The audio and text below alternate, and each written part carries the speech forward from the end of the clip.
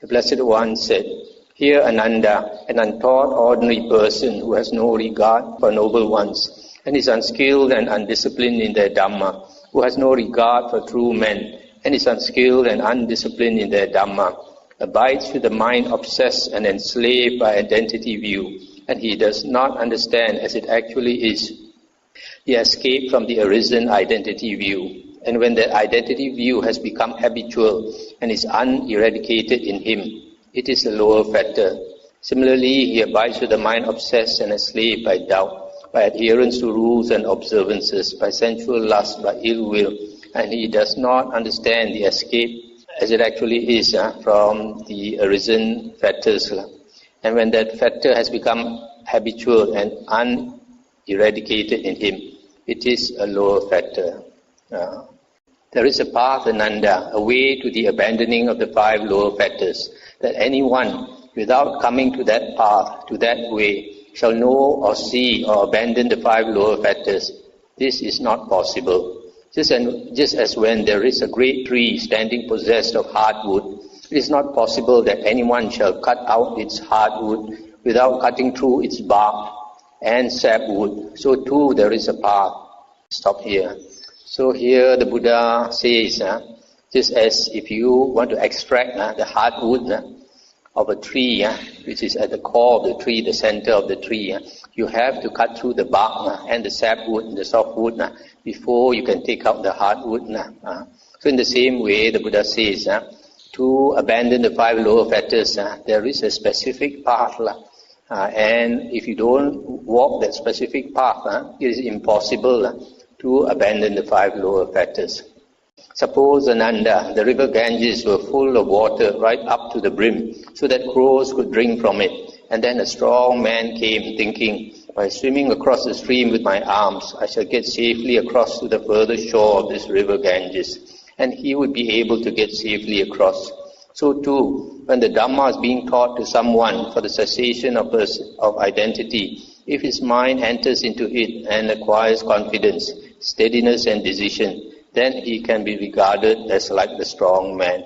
Sorry for a moment. So here the Buddha says, if he listens to the Dhamma and the mind enters into it and acquires confidence, steadiness and decision, then he can be regarded like the strong man who can swim across the river. So listening to the Dhamma with careful attention, full attention, and understanding the Dhamma is very important. And what, Ananda, is the path, the way to the abandoning of the 5 lower fetters?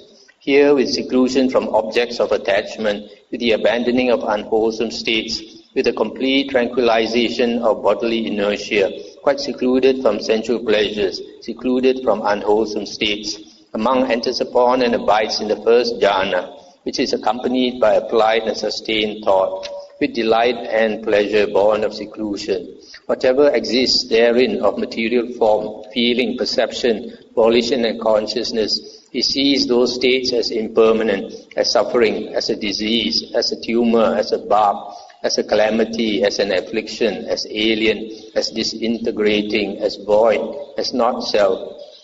He turns his mind away from those states and directs it towards the deathless element thus. This is the peaceful, this is the sublime, that is the stilling of all volitions, the relinquishing of all attachments, the destruction of craving, dispassion, cessation, nibbana. Standing upon that, he attains the destruction of the taints. But if he does not attain the destruction of the taints, then because of that desire for the Dhamma, that delight in the Dhamma, with the destruction of the 5 lower fetters, he becomes one due to reappear spontaneously in the pure abodes, and there attain final Nibbana without ever returning from that world. This is the path, the way to the abandoning of the 5 lower fetters. Stop here for a moment. So here, the path which is absolutely necessary to the abandonment of the 5 lower fetters starts with the first jhana. The Buddha says, when a person attains the first jhana, then he can see that the 5 aggregates, basically the body and the mind, are impermanent, suffering, a disease, a tumor, a bark, a calamity, etc.